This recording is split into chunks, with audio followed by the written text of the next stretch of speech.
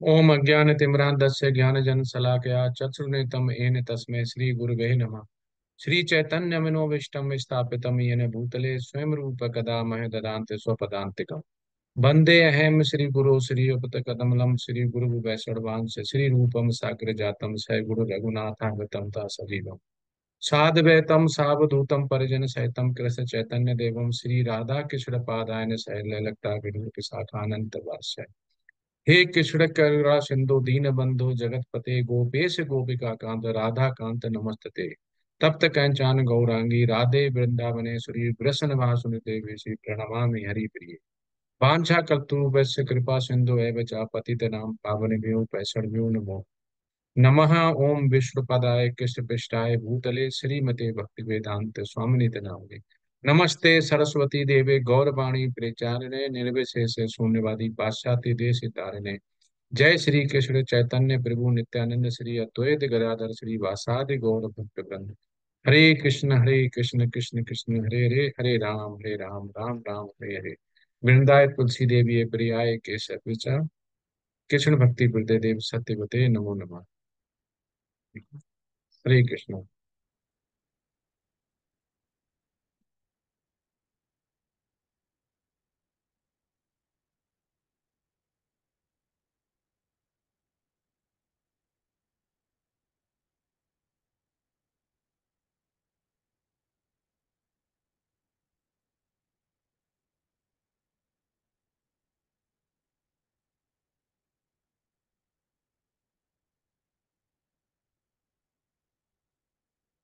हरे कृष्णा सभी का स्वागत है। आज पार्ट 7 जो कि चैप्टर 10 का है और हम पार्ट 6 का रिकैप करेंगे, देखेंगे।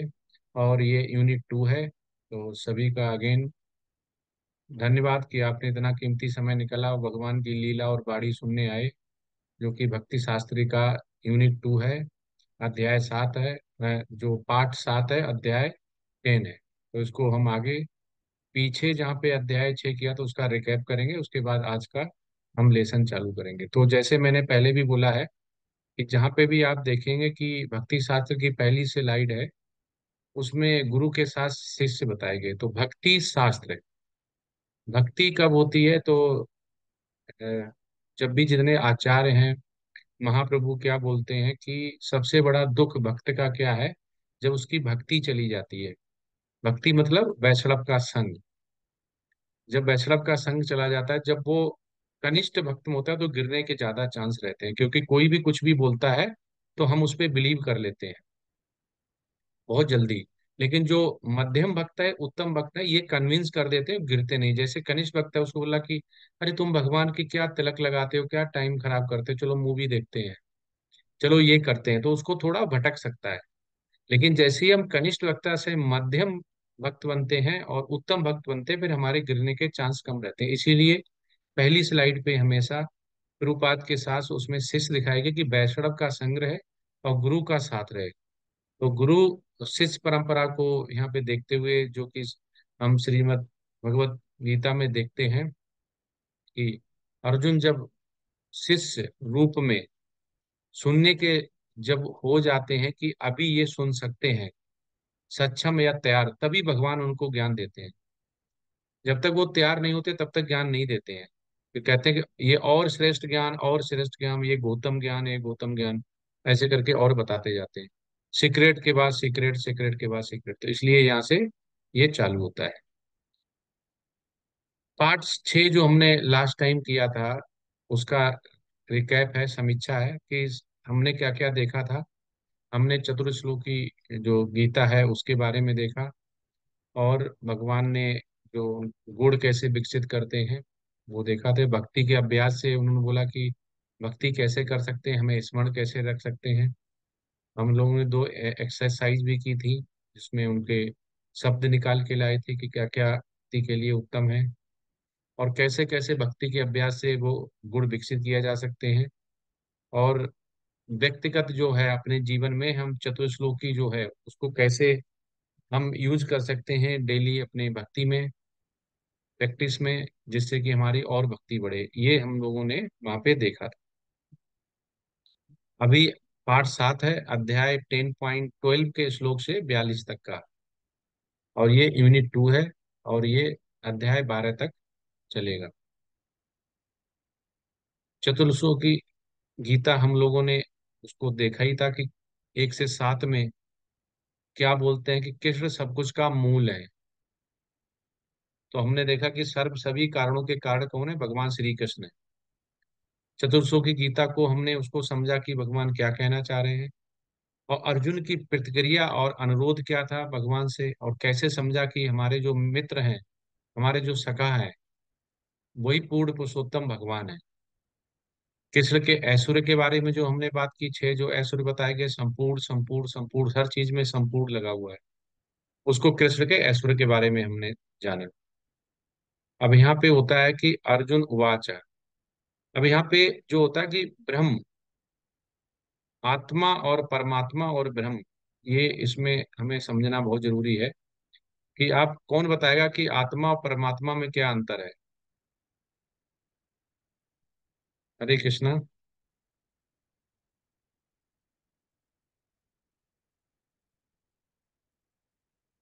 आत्मा परमात्मा में क्या अंतर है? हरे कृष्ण प्रभु जी। यस माता जी। हाँ प्रभु जी, आत्मा भगवान का सेवक है और भगवान आत्मा के स्वामी है। और सरल भाषा में बताएं। और सरल भाषा। ये तो हाँ थियोटिकल में हो गया।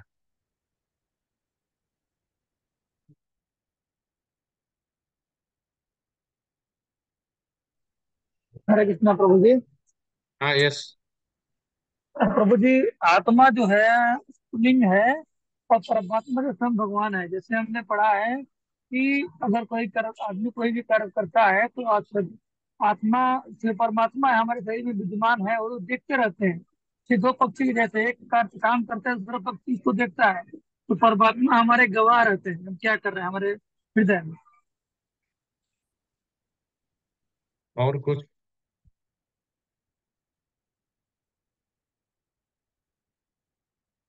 सिंपल भाषा में समझते हैं कि आत्मा है वो एक बॉडी के अंदर होती है, अब परमात्मा होती है वो एवरीवेयर, सभी बॉडी में हो सकती है, एक से ज्यादा हो सकती है, करोड़ों हो सकती है, अरबों हो सकती है, एवरीवेयर, हर कण में, हर जगह, सब में विद्यमान है। तो ये अंतर है। आत्मा मतलब एक शरीर के अंदर एक आत्मा जो है, सिंपल बताएं कि आत्मा क्या है, जो सिंपल एक बॉडी के अंदर है, जो हमारे हृदय में है, वो एक आत्मा है। परमात्मा वो है ऐसी आत्मा है जो सारे शरीरों में है, हर जगह विद्यमान है, तो उसको बोलते हैं परमात्मा।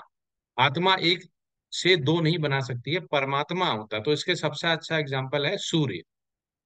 सन सबसे बढ़िया नाइस एग्जाम्पल है कि सन, सूरज एक ही होता है, वही सूर्य देता है अमेरिका में, वही जापान में, वही इंडिया में, और हर कंट्री में वही देता है, अलग अलग टाइम पे घूमता है। हम सोचते हैं कि अभी रात हो गई है तो सूरज चला गया, ऐसा नहीं, सूरज हमेशा विद्यमान रहता है, लेकिन उसका प्रकाश नहीं होता है उस समय। तो सबसे अच्छा एग्जाम्पल है उसका। तो यहाँ पे अर्जुन उवाच जो स्टार्ट होता है आज का पाठ, वो श्लोका से हो रहा है कि परम ब्रह्म परम धामम परम भवाम पुरुषम दैवम दिव्यमेजम वम। अब वो कह रहे हैं कि आप परम भगवान, परम धाम, शुद्धतम, परम सत्य हैं। आप शाश्वत पारलौकिक मूल व्यक्त, अजन्मे महानतम है। ये भगवत गीता 10.12 में बता रहे हैं। वो कह रहे हैं कि अभी उनको जो सखा होते हैं, वो सखा से जो गुरु शिष्य परंपरा में है, उसमें वो उनको और ज्यादा गौतम ज्ञान दिया, तो समझते जा रहे हैं। अब वो उस जो भगवान ने उनको बताया, अब वो अर्जुन वो खुद उनकी तरफ से जो जो कहते हैं ना कन्विंस होना, जो बताया वो उसको जान के, वो कह रहे हैं कि जो समझे अर्जुन, वो अब अर्जुन वापिस भगवान को बता रहे हैं कि आप परम भगवान हैं, परम धाम शुद्धतम परम सत्य हैं, आप शाश्वत हैं, पारलौकिक मूल व्यक्ति, अजन्मे महानतम है। मतलब भगवान का जन्म नहीं होता, आप अजन्मे। तो बहुत से मूर्ख क्या होते हैं, भगवान को अजन्मा समझ लेते हैं, जब वो इस लीला करने आते हैं तो अजन्मा समझ लेते हैं, जो हमने पिछली पाठ में, कक्षाओं में हमने डिस्कस किया था, क्यों समझ लेते हैं। तो ये 10.12 में था। परब्रह्म, यह स्पष्ट है कि परमात्मा व्यक्तिगत आत्मा से भिन्न है। तो अभी हमने बोला ना कि आत्मा और परमात्मा में क्या अंतर, आत्मा मतलब एक शरीर में, परमात्मा मतलब एवरीवेयर, सारे शरीर में जो है वो परमात्मा है, जैसे सूर्य और सूर्य का प्रकाश। 10.12, प्रत्येक जीव ब्रह्म है, लेकिन सर्वोच्च जीव या भगवान का सर्वोच्च व्यक्तित्व सर्वोच्च ब्राह्मण है। वो कह रहे हैं प्रत्येक जीव वो ब्रह्म तो है, क्योंकि भगवान का अंश है। लेकिन ये नहीं कि सारा अंश है जो कुछ भी करेगा वो भगवान को मिल जाएगा, कि वो जैसे एक हमने लोटा पानी निकाला उससे समुद्र से, तो उसमें कुछ करके हमने समुद्र में डाल दिया, तो इतना बड़ा समुद्र उस एक लोटे से कोई फर्क नहीं पड़ेगा। उसमें हमने नीला पेंट डाल दिया, पीला डाल दिया, उसमें कुछ भी नहीं होगा। तो ऐसे ही जो आत्मा हमारे शरीर में है, अगर उस कुछ भी करते हैं उससे भगवान भी कोई अफेक्ट नहीं पड़ता है, क्योंकि वो परमात्मा है, वो सर्वोच्च है। और हमें जो है वो लोकलाइज जिसको बोलते हैं, एक बॉडी के अंदर जो हम कर रहे हैं आत्मा के लिए, वो हमारे तक ही सीमित रहता है। प्रभ्रम। अब वो कह रहे हैं कि जो पीछे नहीं समझ पाया, जो अभी हमारे दूसरे पहले पेज पे, इससे पहले वाले पे देखा कि भगवान क्या है, प्रत्येक जीव ब्रह्म है, लेकिन सर्वोच्च जीव या भगवान का सर्वोच्च व्यक्तित्व सर्वोच्च ब्राह्मण है। वो कह रहे हैं नहीं, अगर ऐसा नहीं है तो वो क्या है? नहीं, क्योंकि कृष्ण अर्जुन के घनिष्ठ मित्र हैं। उनकी चापलूसी करते हुए अर्जुन द्वारा कृष्ण को सर्वोच्च शुद्ध के रूप में स्वीकार करना वैदिक साहित्य के निषेधाज्ञा का अनुपालन करता है। इसकी पुष्टि महापुरुषों ने भी की है, जिनमें नारद प्रमुख है। वो कह रहे हैं कि हो सकता है कि कलयुगी पुरुष या जो भगवान को नहीं मानते हैं, अभक्त हैं, वो ये बोल दें कि वो चापलूस थे अर्जुन। उन्होंने जानबूझ के, उनके सखा थे, उनके उनके मामा के लड़के थे, इसलिए उन्होंने ऐसा बोला है। तो करे नहीं, इसका अगर जो अनुपालन नहीं करता है वो वैदिक से निषेधाज्ञ है, मतलब वो वैदिक ग्रंथ को भी नहीं मानता है, वो भगवान को भी नहीं मानता है, इसका मीनिंग ये माना जाएगा। तो हमें क्या है कि जो अर्जुन ने बोला है, भगवान ने कहा है, उसको बिल्कुल गुरु साधु शास्त्र के सम्मत उसको समझना पड़ेगा कि जो अर्जुन कह रहे हैं, जो भगवान कह रहे हैं, वो बिल्कुल सही है। उसको वैदिक प्रामाणिकता मिली हुई आचार्यों द्वारा गुरु शिष्य परंपरा तक हमारे पास आई है, तो वो, और इसका किसका एविडेंस दिया है? नारद जी ने इसका प्रमुख दिया। तो ऐसा नहीं कि हम बोलेंगे कि ऐसा बोल रहे हैं तो वो सही है, वो सही नहीं है। यदि हम भगवत गीता को समझना चाहते हैं तो हमें इन दो श्लोकों में दिए गए कथनों को स्वीकार करना चाहिए। इसे परंपरा प्रणाली कहा जाता है, शिष्य उत्तराधिकार की स्वीकृति। जब तक कोई शिष्य उत्तराधिकार में ना हो, वह भगवत गीता को नहीं समझ सकता। तथाकथित अकादमिक शिक्षा से यह संभव नहीं। वो कह रहे हैं कि इसको गुरु शिष्य परंपरा से ही पढ़ना और समझना चाहिए। ऐसा नहीं कि कोई भी आचार आप बना लें अपना, जिसका कोई गुरु नहीं हो, उसका गुरु कोई नहीं हो, और उससे आप गीता समझे, तो वो शुद्ध गीता नहीं होगी, स्वीकृत गीता नहीं होगी। आप गलत डायरेक्शन में जा सकते हैं, भगवान की भक्ति नहीं मिलेगी। तो प्रभुपाद क्लियर कह रहे हैं कि जो दो श्लोक हमने पहले पढ़े हैं, अगर उसमें हमें स्वीकृति नहीं है, थोड़ा भी अंश मात्र भी हमें संशय है, तो आप भक्ति नहीं कर पाएंगे। अगर संशय है तो आप गुरु से जाके पूछिए। आपको कुछ भी दुविधा है, गुरु से जाके पूछिए, गुरु आपको आंसर करेगा, उसका सोल्यूशन बताएगा। लेकिन ऐसा नहीं है कि आप ये समझ लें कि ये लिखा हुआ वो सही है, अपने इंडिविजुअल पे समझ के आप बैठ जाएं और भगवान की भक्ति छोड़ दें। अब यहाँ पे कह रहे हैं कि सर्वमेत त्रिदम मन्ये नमामि बदस्य केशवा नाहि ते भगवन् व्यक्तिम विदुर्देव नाहा दानवः। आपने मुझे जो कुछ बताया है उसे मैं पूरी तरह सच मानता हूँ। भगवत गीता 10.14। अब अर्जुन कह रहे हैं कि भगवान ने जो भी कुछ सुन भी उन्हें बताया है, वो पूर्ण विश्वास करके ये कह रहे हैं कि वो सत्य है, और मैं इसे सच मानता हूँ। तो अगर अर्जुन ने बोल दिया उस समय भगवान के सामने, तो हमें भी संशय मात्र भी उसमें दुविधा नहीं होनी चाहिए, बिल्कुल संशय नहीं होना चाहिए, क्योंकि हमें अनुसरण करना है कि ना कि अनुकरण करना है। वह क्या है अर्जुन की स्थिति आप इस अध्याय में पाएंगे, जिसे हम अभी शुरू कर रहे हैं। वह कहेंगे सर्व एतद्दामन्य याद बदासी केशवा। मेरे प्यारे कृष्ण, तुम जो भी बोल रहे हो मैं स्वीकार करता हूं। तो यह कृष्ण को समझने की प्रक्रिया होनी चाहिए भगवत गीता। तो प्रभुपाद यहाँ पे तात्पर्य में बोलते हैं कि ये जो बोल रहे हैं अर्जुन, और ये जो भगवान श्री कृष्ण ने अर्जुन को बताया, श्रेष्ठम ज्ञान गौतम ज्ञान, और सीक्रेट से सीक्रेट ज्ञान बताया, वो इसलिए नहीं बताया कि वो बताते बताते मान जाए। अर्जुन ने उसको समझा, माना, उनकी लीलाएं, उनके बाणी को समझा, तब उन्होंने ये बोला है। क्योंकि हम भी इतने आसानी से किसी को नहीं बता पाते। जैसे माता जी ने पिछली बार क्वेश्चन पूछा था कि हम किसी को भक्त नहीं बना सकते हैं, वो जल्दी नहीं मानता है, या जोड़ नहीं सकते, वो इसीलिए नहीं जोड़ सकते। तो अर्जुन भी नहीं जुड़ते, अगर उनको थोड़ा भी संशय मात्र होता तो नहीं जुड़ते। तो अर्जुन को इतना गुरु शिष्य परंपरा में जोड़ने के लिए भगवान श्री कृष्ण ने उनको बताया, उन्होंने एक्सेप्ट किया क्योंकि भगवान के भक्त थे। तो उन्होंने ये बोला कि ये इसलिए आता है क्योंकि मैं उनको स्वीकार करता हूँ। तो ये कृष्ण को समझने की, मतलब अगर भगवान श्री कृष्ण को अगर समझना है, उनसे प्रेम भाव करना है, हमें साधना भक्ति से भाव भक्ति और प्रेमा भक्ति में जाना है, तो ये प्रक्रिया उन्होंने बताई हुई कि भगवान को भक्ति करने के लिए और भगवान को समझने के लिए जो अर्जुन ने प्रक्रिया बताई वो सत्य है, उसको ही हमें फॉलो करना चाहिए। अब क्या करें, ऐसा नहीं है कि मुझे ये पसंद नहीं है तो मैं इस हिस्से को अस्वीकार कर दूंगा। मुझे यह हिस्सा पसंद है इसलिए मैं इसे स्वीकार करता हूँ। इस प्रकार भगवत गीता का अध्ययन करना बेकार है, बकवास है। आपने जो कुछ भी कहा है मैं उसे स्वीकार करता हूँ। भगवत गीता 10.1, न्यूयॉर्क में 30 दिसंबर 1966 को दिया। अब ये कह रहे हैं कि हम अपने हिसाब से उसमें सही गलत निकाल लें, हमें जो पसंद है हम वो निकाल लें। हमें अपने शरीर का हर अंग पसंद रहता है, हम उसे तो निकालते नहीं है। लेकिन जब कभी बीमारी या कुछ हो जाती है तो डॉक्टर कहता है जान बचानी है तो ये अंग काटना पड़ेगा, एम्पुटेशन करना पड़ेगा थोड़ा, तो हम उसको परमिशन देते हैं।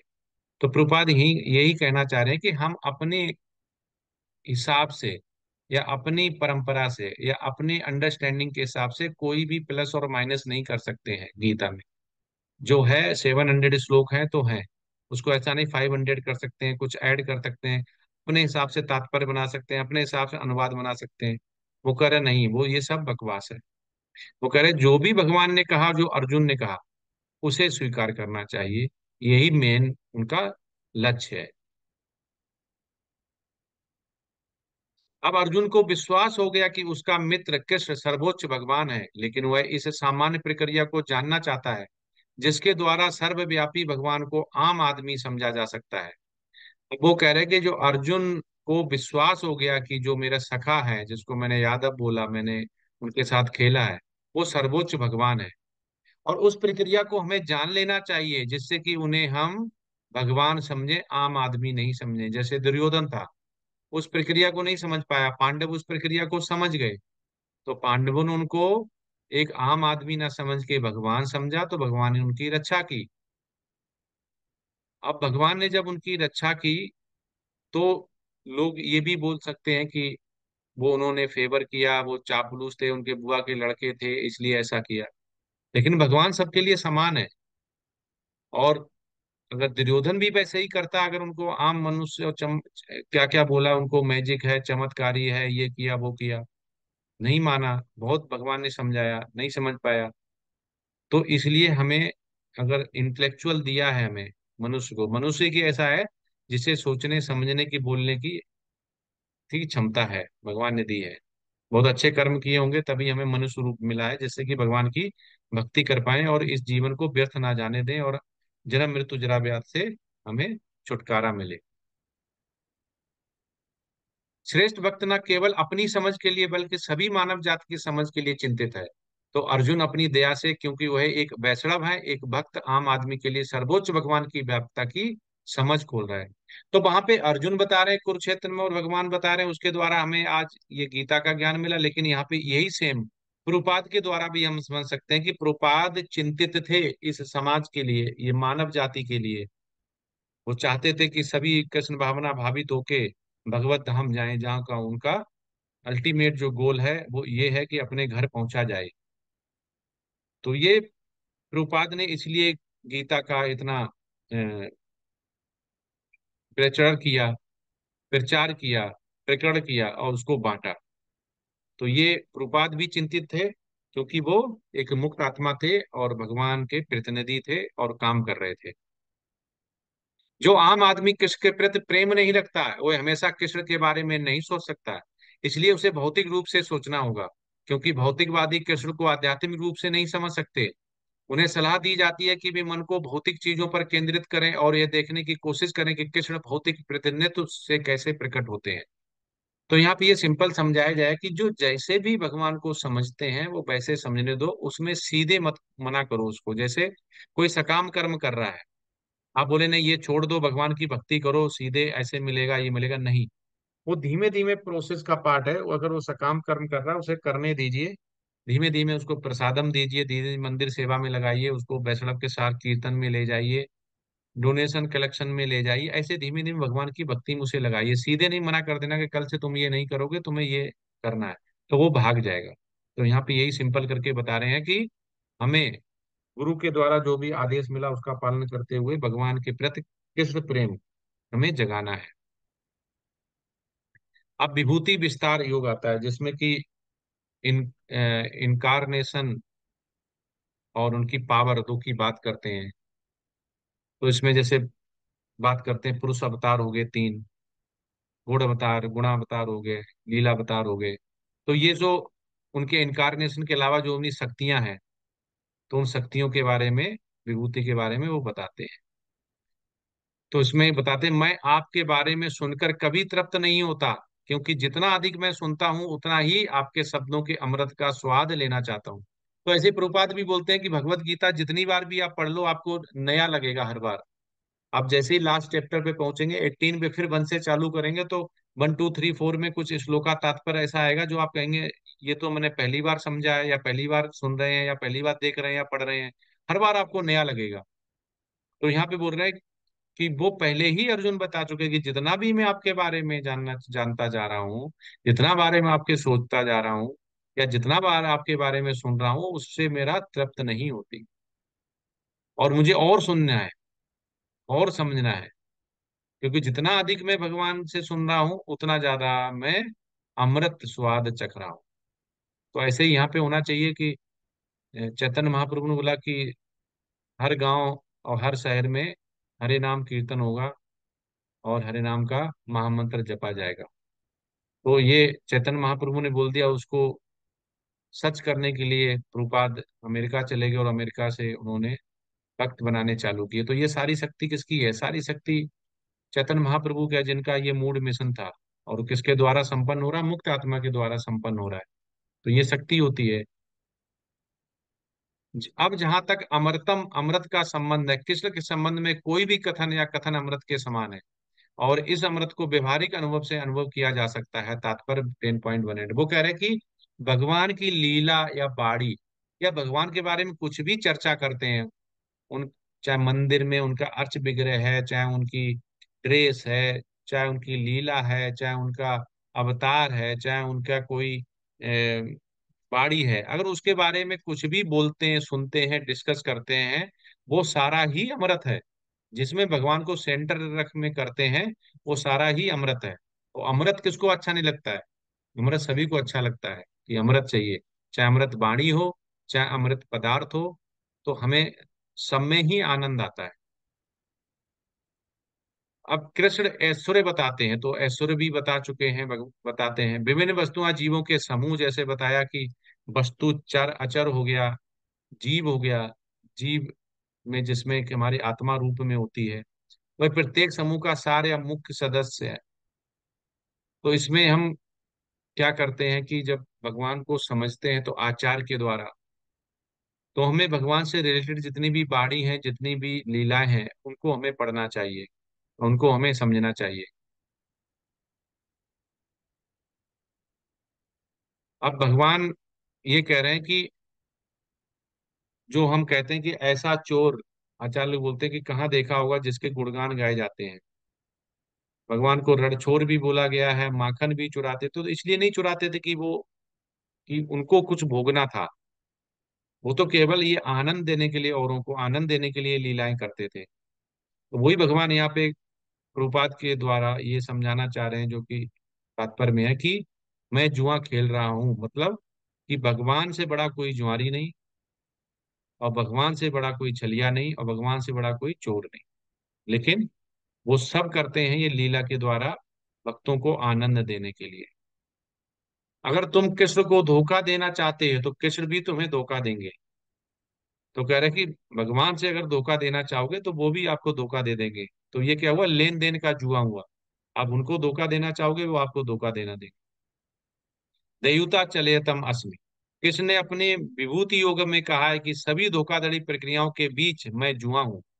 धोखा देने की प्रक्रिया होती है, धोखाधड़ी की यह प्रक्रिया कहाँ से आती है?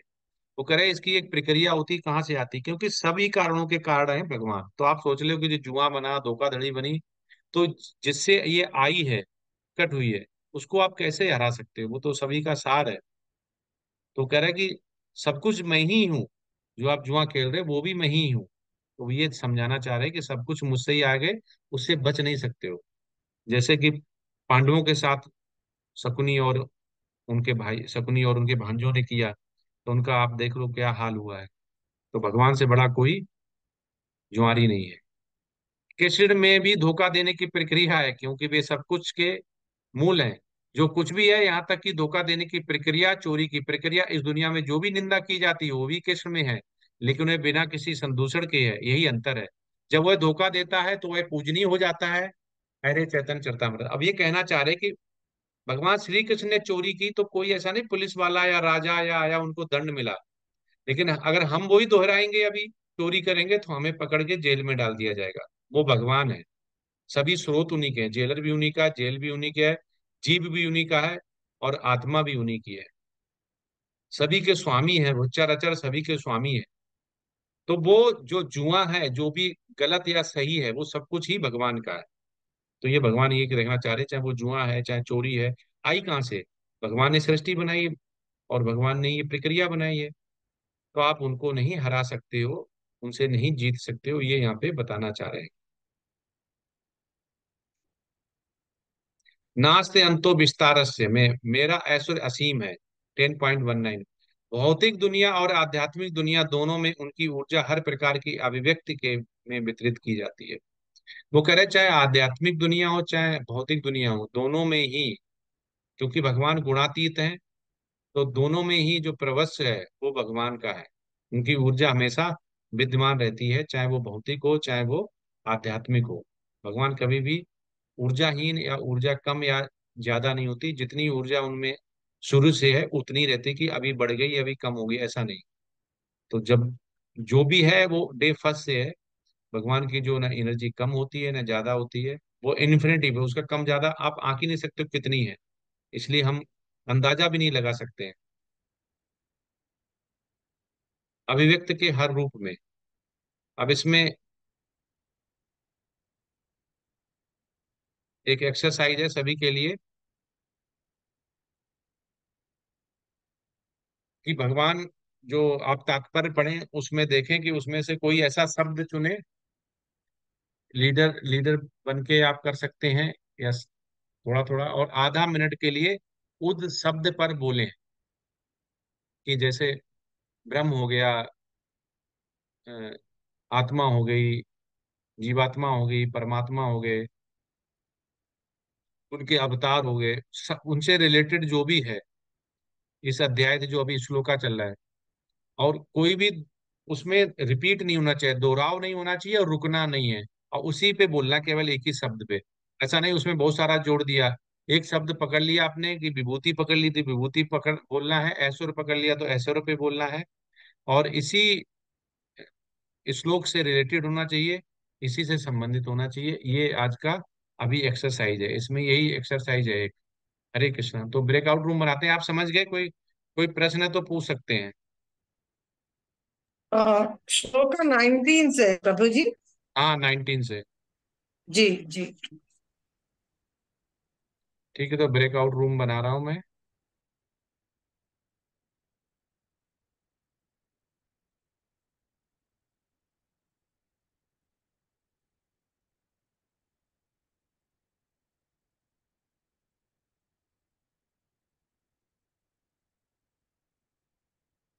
फिर गलत बन गया।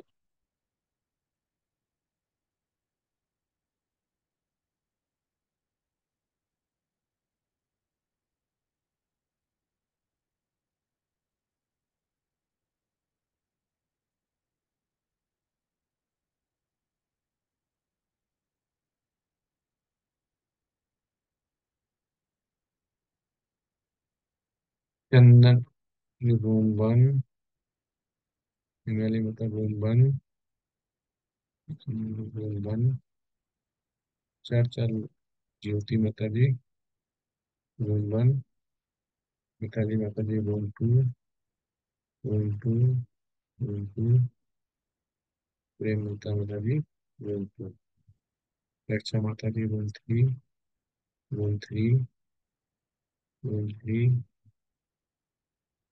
One three, one two. अभी आप लोग ज्वाइन कर लीजिए, सबको हमने रूम असाइन कर दिया। 3 रूम है, और चार चार, 4 या 5 डिवोटी हर रूम में है। हरे कृष्ण।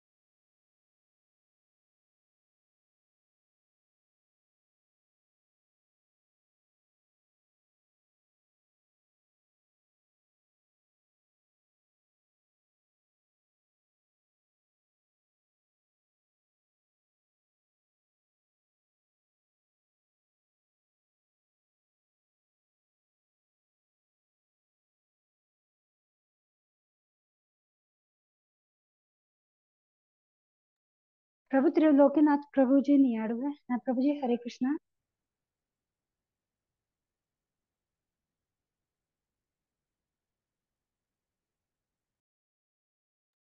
अरे उनको कर तो दिया था, ऐड हुए नहीं होंगे।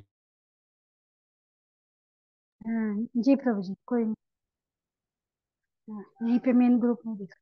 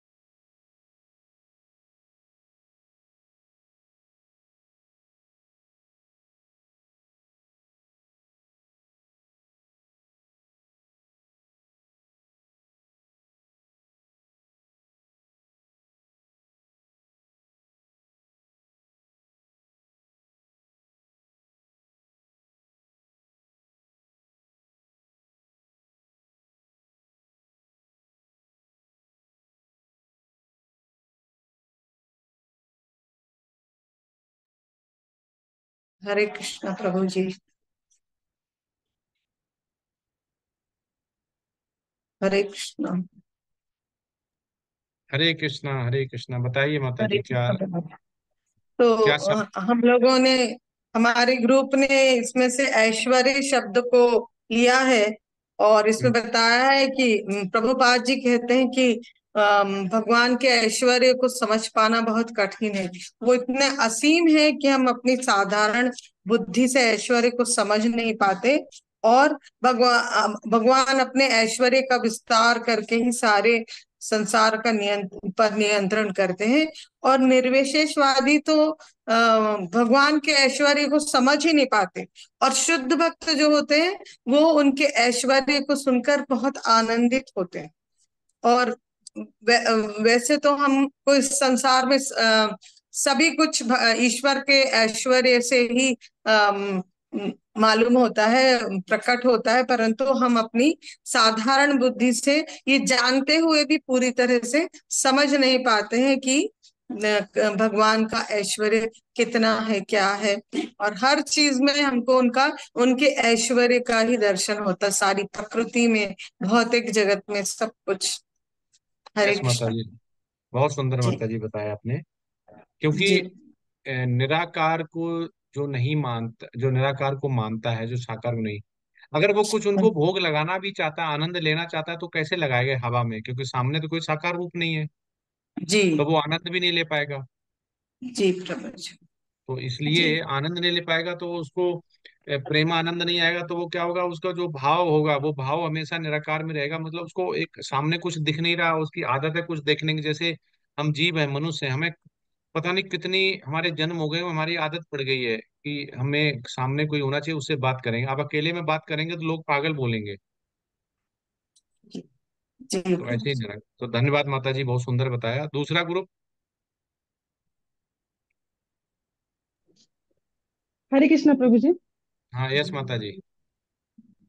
हाँ प्रभु जी, हमने ऐश्वर्य को ही चुना है। तो हम्म, उसमें भगवान की जो ऐश्वर्य है वो भौतिक जगत में भी हम देख सकते हैं, वैकुंठ में देख सकते हैं और गोलोक में भी देख सकते हैं। भगवान ने जैसे अपने रूपों का विस्तार किया है और जो अपनी शक्तियां हैं उसमें उनका प्रदर्शन किया है। और जो भक्त लोग होते हैं वो भगवान के गुणों में और जो भगवान का ऐश्वर्य है उसमें ही उसकी चर्चा करने में बहुत ज्यादा आनंदी रहते हैं। जैसे कि भगवान का ऐश्वर्य बहुत असीमित है और भगवान की जो चर्चा है उसमें भक्त सदैव मतलब भगवान को सदैव याद रखते हुए उनकी कथाओं का श्रवण करते हैं प्रभु जी। हाँ यस। हरे कृष्णा प्रभु जी। हमने हरे इसमें कृष्ण। से हमने इसमें से भगवान का जो अनंत स्वरूप है उसको चूज की हमने सुना है। और इसमें जैसे प्रभुपाद जी बताते हैं कि जो भी हम मनुष्य है, हमारी जो इंद्रियां है वो बहुत सीमित है। तो सीमित अगर है। हम समझना चाहते हैं तो हमको समझना मुश्किल है, कुछ भी नामुमकिन है। अगर हम भक्त नहीं है तो हम समझ नहीं पाते, क्योंकि जो भक्त है वो समझता है कि भगवान कैसे है, वो सदा समझ सकते हैं। और जो भगवान है हरि अनंत, हरि कथा अनंता। सो अनंत ब्रह्मांड में फैले हुए हैं भगवान। और मतलब अपने सूक्ष्म इंद्रियों को समझ पाना बहुत ही मुश्किल है, जब तक कि हमें किसी शुद्ध भक्त का साथ नहीं मिले। अगर शुद्ध भक्त का साथ मिलता है और भक्त जन साथ में रहते हैं तो हमको समझ में आती है कि भगवान क्या है, और तो हमको समझने में सहायता मिलती है। अन्यथा अगर कोई चाहे अपने भौतिक इंद्रियों द्वारा समझने के लिए बिना किसी सहायता के, बिना किसी भक्त की कृपा के, तो बहुत वो असंभव है। हाँ यस। हरे बहुत सुंदर। तो अगर हम भगवान को समझते हैं और भगवान को जानते हैं, तो उनको ये भी समझना पड़ेगा कि जितने भी उनका सप्तविश अवतार हैं, गुणावतार हैं, लीला अवतार हैं, पुरुष अवतार हैं, ये सारे ही भगवान से आए हुए हैं। जब यहाँ बात करते हैं ऐश्वर्य की, तो भगवान के बारे में जानते हैं, भगवान के बारे में मानते हैं। तो इसी तरह। हरे कृष्णा। हाँ यस माता सॉरी, जी। थोड़ा सा ऐड करूं प्रभु जी। हाँ हरे यस कृष्णा। यस। जैसे अगर भगवान का ऐश्वर्य अनंत है, अगर हम अपनी आंखों से देखना चाहते हैं तो जो ये प्रकृति है, जैसे कि भगवान ने एप्पल बनाया है, तो ऐसा विविध विविध रंगों में एप्पल है। मनुष्य वो भगवान कहता है मैं बीज प्रदा हूँ, वो अपनी बीज से मतलब उनको इतने सुंदर सुंदर फल फ्रूट्स हैं, जैसे ग्रीन सब्जी है, फिर सफेद सब्जी है, मतलब हर कलर की सब्जी, ऐसे नारंगी है। सब तरह से अगर हम भगवान को देखना चाहते हैं तो कोई भी चीज में हम भगवान के ऐश्वर्य को देख सकते हैं। जो चीज हम खा रहे हैं, हम देख रहे हैं, ग्रीन ग्रास है, विभिन्न प्रकार के फूल है, अगर हम भगवान को महसूस करना चाहते हैं तो हम इन सब चीजों में भी भगवान को महसूस कर सकते हैं। भगवान का असीम ऐश्वर्य ऐसे फैला हुआ है, बस उसमें हमको भगवान को जोड़ना है। हरे कृष्णा। यस माता जी। तो इसमें कॉन्सिक्वेंस स्लाइड में आप देख सकते हैं भगवान ने, जब वे प्रत्यक्ष रूप से सशक्त होते हैं तो उन्हें अवतार कहा जाता है। प्रत्यक्ष रूप सशक्त मीन्स बॉडी फॉर्म में सशक्त होते हैं, मतलब शक्तियों के साथ जब वो आते हैं बॉडी फॉर्म में, साकार रूप में, तो उसको बोलते हैं अवतार। लेकिन जब वे परोक्ष रूप से सशक्त होते हैं तो वो विभूति कहलाते हैं। जैसे कुमार नारद, पृथु, सीना, अनंत आदि प्रत्यक्ष रूप से सशक्त अवतार हैं। जहां तक विभूतियों का संबंध है, वे विभूति योग अध्याय में भगवत गीता में बहुत स्पष्ट से वर्णन करते हैं। जैसे वेद व्यास जी उनको शक्ति देके उनसे उन्होंने रचना की, लिखा। तो ये सब भगवान डायरेक्ट ना होके इनडायरेक्ट फॉर्म में दूसरे को प्रतिनिधि बना के, शक्ति बना के वो चीज कराते हैं। परशुराम हो गए, और चार कुमार हो गए, पृथु हो गए, ये सारे नारद मुनि जी हो गए, जो सारे ये क्या हो गए, ये प्रत्यक्ष रूप से सशक्त नहीं थे, ये परोक्ष रूप से सशक्त थे। तो भगवान ने ये यहाँ पे अपना लीला के माध्यम से समझाया हुआ कि क्या डिफरेंस होता है प्रत्यक्ष सशक्त से और परोक्ष रूप से सशक्त होते। जानो कि सभी भव्य सुंदर और गौरवशाली रचनाएं मेरे वैभव की एक चिंगारी से निकलती हैं। वो कह रहे जो आप देख रहे हो ये तो एक बस उसका एक नमूना है, एक झलक है। तो ऐश्वर्य को हम देखते हैं इस भौतिक में और इस मेटेलिस्टिक में तो बहुत ज्यादा खुश हो जाते हैं, अरे वाह कितना अच्छा मॉल बना हुआ है, कितना अच्छा ट्रेन है, कितना लग्जरी मकान है। लेकिन ये सब आया कहाँ से? सब भगवान से आया, तो वो कितने होंगे? तो एक बार प्रभुपाद ऐसी फ्लाइट में जा रहे थे, तो आचार्य से मैंने सुना कि उनके प्रभुपाद के साथ भक्त बैठे हुए थे, उनके जो साथ सेवक सेवा करने वाले। तो वो एयर होस्टेस को देख रहे थे, एयर होस्टेस बहुत सुंदर होती हैं। तो प्रभुपाद ने उनको देखते हुए देख लिया तो वो झेप गया। तो प्रभुपाद ने उनकी तरफ देखा, वो क्या देख रहे थे? बोले नहीं प्रभुपाद कुछ भी नहीं, कुछ भी नहीं। नहीं बोलो बोलो। तो नहीं बोला वो, तो प्रभुपाद बोले कि तुम जिसको देख रहे हो, जो एयर होस्टेस, वो इतनी सुंदर है, तो सोचो उसको बनाने वाला कितना सुंदर होगा। तो प्रभुपाद ऐसे भी समझा देते थे, क्योंकि जिसको हम सोच भी नहीं सकते हैं कि इतना कैसे समझा सकते हैं, इतना बुद्धि कहाँ से लाते हैं, क्योंकि वो भगवान उनको ऐसी शक्ति दी हुई थी। वो मुक्त आत्मा थे, बद्ध जीव नहीं थे, उनका कोई लिमिटेशन नहीं था कि वो उसका एग्जाम्पल या वो नहीं बता सकते हैं। तो वो उनको उन्होंने उसके बताया कि जो, तो उसको ही समझना चाहिए कि जिस जो हम मकान देख रहे हैं, जो स्त्री पुरुष देख रहे हैं, सुंदर देख रहे हैं, गाड़ियां देख रहे हैं, नौकर चाकर, बंगले, आसमान, पानी, बरसात, जो कुछ भी देख रहे हैं, उसमें जो भी हम सबसे ग्रेटेस्ट देख रहे हैं कि ये देखा इससे अच्छा नहीं देखा, आज तक मैंने ऐसा नहीं देखा, ऐसे अगर बोले, तो आप सोचो कि जिसने ये बनाया है वो, उसके पास क्या होगा। तो आप ये सोच सकते हैं। तो वैसे ही यहाँ पे ये बताया गया है कि एक चिंगारी मात्र है जो हम देख रहे हैं, ये तो कुछ भी नहीं है। जो उनका वैभव है, जो ऐश्वर्य है, उसके सामने वो संपूर्ण है, ये पूर्ण नहीं है। अर्जुन इस विस्तृत ज्ञान की क्या आवश्यकता है? मैं अपने एक अंश से इस पूरे ब्रह्मांड में व्याप्त हूँ और उसका समर्थन करता हूँ, भगवत गीता 10.42 में। तो वो कह रहे हैं कि अर्जुन इस विस्तृत ज्ञान की क्या आवश्यकता है? वो कह रहे हैं कि इस ज्ञान की आवश्यकता क्या है, मैं तो हर जगह हूँ। तो लोग ये बोल सकते हैं कि भगवान हर जगह है तो मंदिर क्यों, मंदिर में क्यों जाना, मंदिर में अर्च अर्च वगैरह क्यों चाहिए? भगवान तो खुद ही कह रहे कि मैं ब्रह्मांड में अंश मात्र से पूरे ब्रह्मांड में व्याप्त हूँ, तो क्यों भगवत गीता, क्यों श्रीमद् भागवतम, क्यों भगवान के अर्च विग्रह? वो तो हर जगह कड़कड़ में व्याप्त हैं, हमारे शरीर में भी हैं वो, आत्मा रूप में। तो इसका आंसर कौन बताएगा? और बिल्कुल प्रैक्टिकल उसमें बताना, प्रैक्टिकल जिसमें समझ में आ जाए।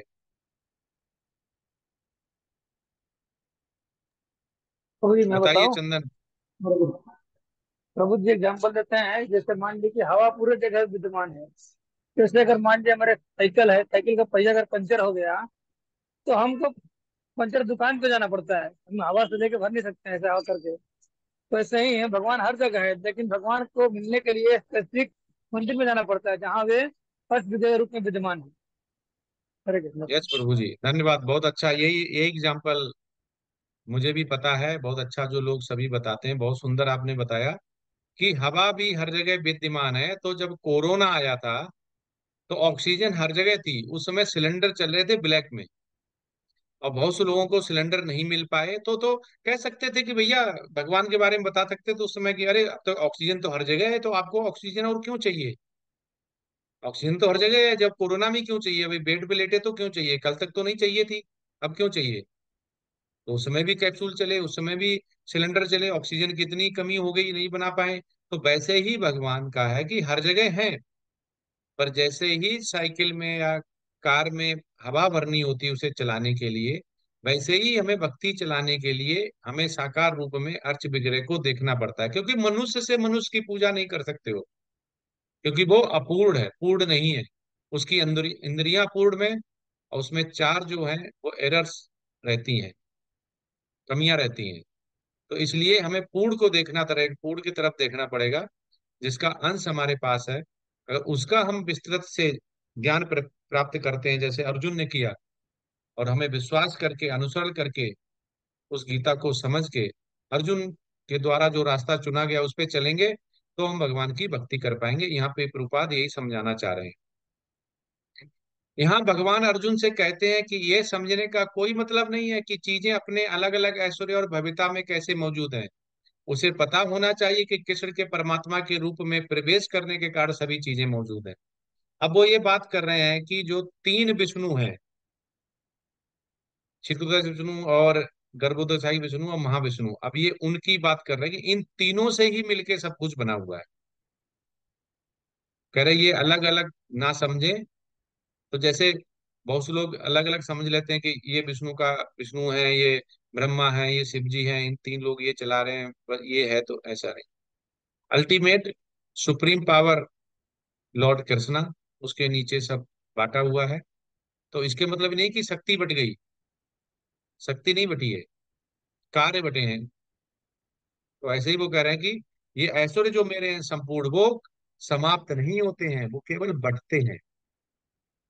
जो रुपए छापने वाला है वो अब बांट भी देगा तो दोबारा भी छाप लेगा। तो ऐसे ही भगवान है, उनकी जो शक्ति है, चाहे एक आत्मा एक शरीर बने, चाहे ब्रह्मांड में करोड़ों शरीर बन जाए। तो ऐसा थोड़ी कि भगवान के पास 1 करोड़ के ही केवल आत्माएं हैं, उसके बाद उनका सीमा समाप्त हो जाएगी, आत्मा नहीं बचेगी। 1 करोड़ एक आत्मा बनाने के लिए शरीर नहीं बन पाएगा, पहले वाला मरना पड़ेगा, तब वो आत्मा दूसरे में जाएगी, ऐसा नहीं है। ठीक है, असीमित, अनंत, जिसको हम सोच भी नहीं सकते हैं, वैसा भगवान का ऐश्वर्य है, वैसा भगवान के पास शक्ति है, वैसा प्रकाश है। हालांकि अगर कोई कृष्ण की शक्ति के ऐश्वर्य और विस्तार के विभिन्न विवरणों का अच्छी तरह से अध्ययन करता है, तो कोई बिना किसी संदेह के भगवान श्री कृष्ण की स्थिति को समझ सकता है, और बिना किसी विचलन के कृष्ण की पूजा में अपने मन को स्थिर कर सकता है। अब वो कह रहे हैं कि जो भगवान को अगर समझ सकता है, अब भगवान को समझने के लिए क्या करते हैं लोग? कह रहे हैं कि उनकी तो 16,108 रानियां थी, बड़े गलत काम किए, बताओ, हम एक रखें अब वो 16,108 रखें। तो ये सोचा जाए कि हम बहुत ज्यादा एक रख सकते हैं, दो रख सकते हैं, तीन रख सकते हैं, बहुत ज्यादा। ठीक है, 4, 5, 6, 7, 8, 9, 10 तो आप भूल ही जाओ, सही। हम कह रहे बहुत पैसा हुआ, बहुत अमीर हुए, तो हम कह रहे चलो 20 रख लोगे। लेकिन भगवान के समान 16,108 रानियों के बराबर महल, बराबर नौकर चाकर, हीरे जवाहरात, और उतने ही रूप बना के रखना। ठीक है, आप रख तो लोगे 3, 4 माताएं और पत्नियां, लेकिन वो 3 रूप नहीं बना पाओगे, अलग अलग टाइम पे जाना पड़ेगा। लेकिन भगवान क्या, एक ही टाइम पे जब नारद मुनि जी गए वहां पे विचरण करने, देखें भगवान क्या लीला कर रहे हैं। तो 16,108 जो महल थे, 16,108 पंडित को समान समय देते थे, समान जो उनको खाने पीने का देते थे, समान ऐश्वर्य देते थे, समान धन देते थे। अब उनको कोई समझने वाला ही बोलता है कि वो कर रहे हैं तो ठीक है, कभी ये नहीं देखते हैं कि उन्होंने वैदिक रीत से 16,108 रानियां रखी थी, तो कौन रख सकता है? कोई मनुष्य नहीं रख सकता। तो वो यहीं पे कहना चाह रहे हैं कि जो उनका ऐश्वर्य का विस्तार है वो बहुत रूप में होता है। जो मनुष्य उन्हें गलत समझता है वो उतने कर नहीं सकता। वो ये नहीं सोचता, ये बोलता है कि 16,108 रानियां थी, तो ये नहीं सोचता कि एक मनुष्य के लिए क्या ये मुमकिन है?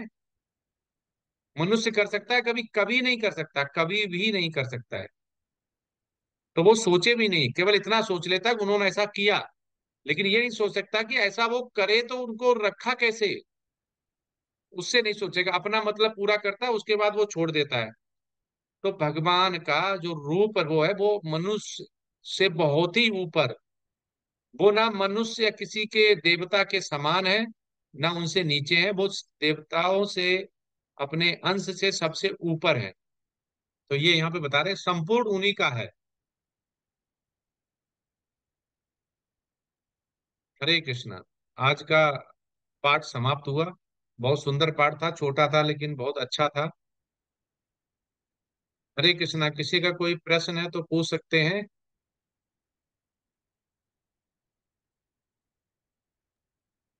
हरे कृष्णा प्रभु, मैंने ना अटेंडेंस फॉर्म भर दिया और डाल दिया।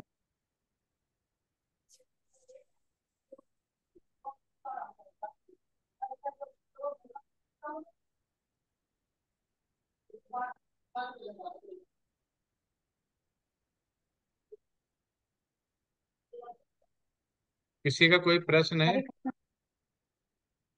हाँ, सब यस। अटेंडेंस भर दीजिए प्रभु जी, अटेंडेंस। हाँ, अटेंडेंस आप सभी लोग भर दीजिए। प्रभु जी कई लोग है ना भर नहीं पा रहे थे, तो सबको बोल दीजिए कि भरनी जरूरी है।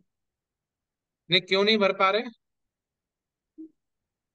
वो मीनाक्षी माता जी कह रहे मैंने भरी नहीं आज तक। मैंने फिर आज ही पता चला मुझे कि उन्होंने भरी नहीं। नहीं आज प्रभु जी, उन्हें बोला पहले मैंने खुल नहीं रहा था, जाके। नहीं, भरना चाहिए।